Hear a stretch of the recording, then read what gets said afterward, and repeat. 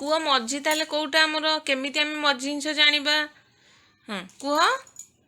ଗୋଟି ଗୋଟି କୁହ। ଛୋଟ କଣ୍ଢେଇ। ମଝିରେ ତାହେଲେ କିଏ ଅଛି? ତାହେଲେ ମଝିରେ କୋଉ କଣ୍ଢେଇ ଅଛି? ତାହେଲେ ଏଇଟା ହେଲା ଆମର ମଝି। ଗୋଟେ ଏପଟେ ଜିନିଷ ଗୋଟେ ଆଉ ଗୋଟେ ସେପଟେ ଜିନିଷ ଥିବ, ତାର ମଝିରେ ଯୋଉ ଜିନିଷଟା ଥିବ ସେଇଟା କ'ଣ? ମଝି। ସେଇପରି କୁହ କ'ଣ କ'ଣ ଆଉ ରଖା ହେଇଛି ଦେଖିକି କୁହ। ମଝିରେ କୋଉ କୋଉ ଜିନିଷ ଅଛି ଆଉ? ମାନେ ଦୁଷ୍ଟ ହନି। କୁହ ଏପଟେ କୁହ। ଏଠି କହିଲେ କ'ଣ ଅଛି ଏଇ ଜାଗାରେ? ସେ ଥାଉ। ଏଇ ଜାଗାରେ କ'ଣ ଅଛି କୁହ? ଏଇ ଜାଗାରେ ହଁ କୁହ। ଏଇଟା କହିବ। ହଁ ହାତ ମାରନି ପଡ଼ିଯିବ। କୁହ। ହମା ନୁହଁ ଗାଈ। ତାହେଲେ ମଝିରେ କିଏ ଅଛି? ହାତୀ। ମଝିରେ ତାହେଲେ ଏପଟେ ସେପଟେ ତା ମଝିରେ ଯୋଉ ହାତ କିଛି ମାରନି ଖାଲି କୁହ। ହାତ ମାରନି। କଣ୍ଢେଇ। ମଝିରେ କିଏ ଅଛି? ତାହେଲେ ମଝିରେ କିଏ ଅଛି ଜାଣିପାରିଲୁ? ଠେକୁଆ। ହଁ ଆଉ ସେଇଟା ଆଉ ଏଠି ଫଳରେ କ'ଣ ଅଛି ଦେଖିକି କୁହ। ହାତ ମାରନି ଏମିତି ଖାଲି କୁହ।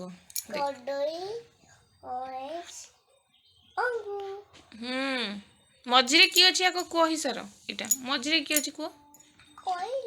ମଝିରେ କିଏ ଅଛି? ମଝିରେ ଅରେଞ୍ଜ ଅଛି। ଆମେ ମଝିରେ ଜାଣିବା ନା।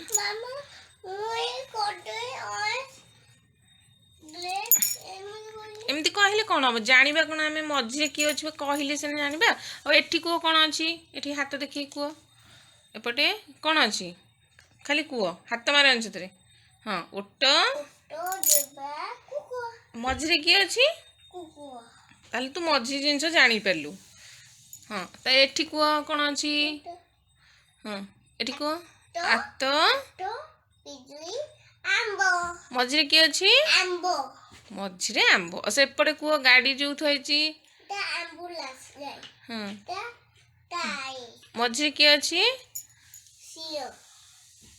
ତାହେଲେ ଏଠି ବଡ଼ କଣ୍ଢେଇ ମଝିରେ ଅଛି। କ'ଣ କ'ଣ ମଝିରେ ସବୁ ଅଛି ଜାଣିପାରିଲୁ?